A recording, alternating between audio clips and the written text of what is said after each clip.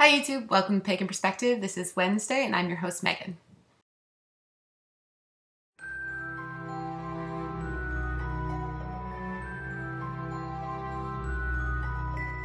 Hey YouTube, welcome to Pagan Perspective. I am your host Megan. It is Wednesday and today we are talking about being able to practice in a college environment, or basically an environment outside of your norm, outside of your home. And I thought this topic was really interesting and I got it because I had a very interesting experience in undergrad. Grad school was different because I had my own place and it's a different environment altogether. But undergrad is one of those things where you're leaving home for the first time for a lot of people, maybe not everybody, but the majority are leaving home and you end up thrust into this environment, particularly if you're in the dorms, where it's very close living. It's very tight, and I think that it can be challenging. So I went to Salem State College in Salem, Massachusetts. And I know all of you are like, whoa, you must have had the most amazing pagan experience ever going to Salem State College. It is which town, USA? It is where it's at, right? But actually, it was not as welcoming and as open as you might think. So anytime that you get one extreme, you're going to get the other extreme. And that's very much what I experienced going to college. I was really excited. I had brought quite a bit of my altar with me.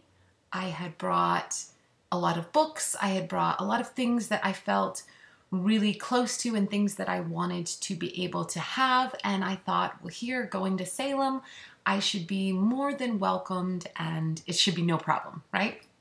So I get there, I move in all my stuff, and I'm in a triple at this point. And so there were two other girls in the dorm room with me. And I, of course, am the type that gets there really early. And I was very nervous and excited too. And so I set everything up. I actually had one of those counter high refrigerators, and I used the top of that as my altar. And I had everything set up because it was the very first thing I wanted to do. I was the first one to get in there. I wanted to just cleanse the space, get everything set up so that I felt comfortable in this new place. And my mom was all excited and, helping me set everything up, and it was great. And so then I got everything set up, and a couple of the people who are with my roommates came in, and they came in and introduced themselves. I introduced myself and everything, and they said, oh, what is that? Because it looked different. I said, oh, that's my altar and pagan, Salem and all of this, thinking it would be no big deal. Well, that was probably the wrong thing to say. Turns out they were not quite as open and tolerant as I would have hoped they would be. I still do not know to this day which one of them did it, or if it was one of their friends. However, I went out with my parents and had like dinner, lunchish or something to say goodbye and everything. And then they left me at the dorm door and I went upstairs. And it was evening time at this point. And I went up and everything on my altar was completely knocked over, and a few glass things were completely shattered. And it was horrifying, to say the least. It was such an invasion, and it was awful. And so I'm a huge advocate for myself, and I was in big advocacy mode. So I marched down to the whole dorm head because it was move-in day, so they were moving, people were still moving in and things like that, so they were working really late. And I went in and said, look, this is unacceptable. This is, religious discrimination. This isn't okay. This cannot happen. And I can't live with these people anymore. And I don't know which one it was. You need to move me. And so that night I packed back up all my stuff and I got moved into a double, which ended up being better as far as space goes. Like, living in a double versus a triple is awesome. However, the space that they put me in, they didn't really vet the person. They just were like, oh, here's an empty spot, we're going to throw her in, and didn't actually look to see who they were putting me in with. And though the person that they put me in with was slightly more respectful, was more respectful of my actual things as far as didn't damage anything, was not very respectful to me personally. So turns out, so I get put in this double, and my roommate is a born-again Christian. So, and not to say that all born-again Christians have a major problem with pagans, it's just this one did. And it was a lot of trials and tribulations throughout the next school year, because though I had set up my altar and everything, it was, if I brought out a book to read, she would leave the room. Yet every night she would read from her Bible. And I would ask her, I would say, why is it okay that you read from your Bible, but you want me to tell you when I'm going to read one of my books so that you can leave the room? And she said, well, because I don't worship the devil. And I said, I don't worship the devil. And she said, you think you don't worship the devil.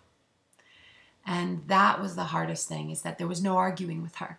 It didn't matter what I say. She said, no, you're being lied to. It's really the devil. And I know you think you don't do it. So I think, you're trying to be a good person, but you're really not. And the worst, though, was when I was in undergrad. This was when Buffy, the Vampire Slayer, was in its heyday. And for those of you that are fans, you've got to watch the show when it's on. It was getting good. And so I had my TV and I was watching Buffy, and she came in and saw that I was watching Buffy one time, and she said, oh my gosh, you can't watch that. I said, what are you talking about? It's Buffy. And she said, no, that will bring the devil in the room. I'm like, she's blonde. She's a cheerleader. Like, but what? I was so confused. And it really was a very hard road. We eventually managed to find the ability to kind of conveniently ignore each other as much as possible. If I watched Buffy, she would leave the room, and she would then read from her Bible and do all these things. And I basically wasn't able to do much at all when she was in the room. However, that being said, the next roommate I got was also a born-again Christian, and it was a completely different experience. She was open, welcoming, chill, laid back. She asked me some questions. She wanted to know sort of some of the things in my path. It was really a wonderful experience, and she ended up needing to leave a lot because she had some issues with her grandmother, but she really was amazing. And I was so nervous when she said, I'm Christian and evangelical and all this. And I'm like, oh gosh, here we go again. And no, she was wonderful.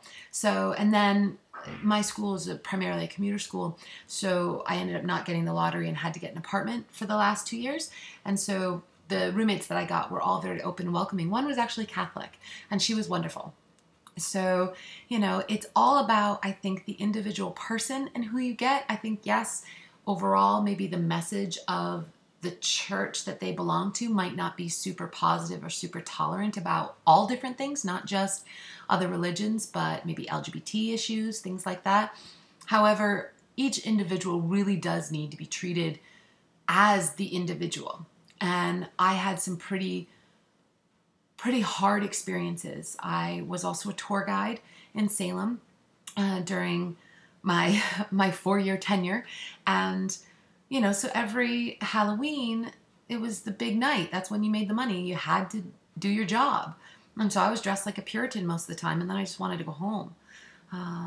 But, many protesters would come out with gigantic signs saying, repent, you're a devil worshiper, you sacrifice babies to Satan and this and that. And it's just, there's so much extremism. Anytime you get a big conglomeration of one type of mindset, you're going to get opposition from the other side. So because Salem has become this mecca for paganism in general, it's brought out a lot of people that are very extreme about it. And so that can be difficult to deal with at times. However, that being said, I didn't really need to look for groups on campus to have a community. there really wasn't many groups actually on campus. And I think the reason is because there really wasn't a need for it. If you wanted to find a group, all you had to do was walk, a quarter mile downtown, and you had like some of the best covens and groups and groves and all sorts of things that you could possibly imagine all going on in Salem. I mean, there's always something happening. There's always classes and teachers and mentors and open circles, and there's everything happening down there. So there was always some way for me to find community and to find a group to belong to. And as a whole, I felt very open and safe in that town. I wasn't always feeling super safe though at the school in the dorms, because I definitely got the short end of the straw when it came to that. So, but when it comes to how I practiced in the dorms, very much like Cara, I tried to follow most of the rules. One thing that I really enjoyed is that I would use the battery-operated candles that have the little flicker flame. I would use that quite often as a visualization so that I could look into it. It looks like fire, it looks like a flame, and then I could visualize it more clearly. So that was very helpful for me. In my tradition, as most of you know, is different than traditional Wicca considerably, and so I'm not required to do some of the things that you might see in traditional rituals. So I didn't need to always have incense burning or fires or things like that. And so I was able to practice quite nicely just by myself. And the other is that I was able to go outside a lot. There's it's Forest River Park, I think is the name of it. But there is this amazing park right by the campus. And there's this little nook. If you walk the path, there's this little itty bitty trail that kind of scoops down around, and you have to walk down, and there's this mini beach. And I do mean mini. I mean like maybe 4 people can fit on it. And there's this, it must have washed ashore at some point, but it's this square stone that must have been from masonry or something happened, but it was just sitting there on the beach, and it was the perfect little altar. And I had so many rituals at that spot. So if you're in Salem ever and you go to Forest Park and you're walking along, you'll see there's a big beach, and then you keep walking up the path and you'll see like a little divot thingy. Go down there and you'll see this little mini beach with this square stone that's like the perfect altar. And that's where I practiced, and that's where I did most of what I did during college, and until I got an apartment of my own, of course, and then I could practice there. And it was wonderful, and I never had a problem with any, law or anything like that. They're very used to public ritual in Salem, so there was no issue. And people would walk by once in a great while, because it was usually, at dusk or night when I was doing it. The park was closed overnight, so I couldn't do it in the middle of the night, but at dusk and things. And some people would walk by, but for the most part, it's a lot of locals, and they have seen so many public rituals that they didn't give much of a second look. They kind of look and be like, oh yeah, and then walk on by like, we're going to let her do her thing. Like, we won't interrupt. We know that that's, her religion, and that's okay. So I really enjoyed my time there. Yes, it was a little harrowing at first, but I really felt like I got an experience that I probably wouldn't have been able to get anywhere else in the world, really. So that is my experience. There's one more thing that I need to add to this video for those of you that have watched this far. So we are doing something really cool. So this week we talked about, what to do or what happened to us during our college stay, and what do you do when you're traveling, kind of thing. And when I'm traveling, I have a little mini altar. It's like this big and has everything I need. But what we are doing the 3rd week of this month is we are actually answering your questions. And I don't mean like we always answer your questions, but this time the hosts are going to ask you, and I'm asking you, any questions that you have for me personally. Leave in the comment section of this video and next week's video. 2 weeks to ask questions. And leave the questions directly from me. So they're all going to be individual for each of the hosts. And then the 3rd week of this month, I will make a video addressing as many of your questions as I possibly can get in the video. So this is your chance. If you've been waiting to ask me something, it could be pagan, it could be non-pagan, whatever you want. Ask the questions below, and I will collect them and answer what I can the 3rd week of this month. So hopefully that ends up being kind of fun. I hope I get some questions. Please ask questions, because otherwise I don't know what I'm going to talk about. We don't have a topic. So, but that's what we're planning on doing. So hopefully you guys will help me out.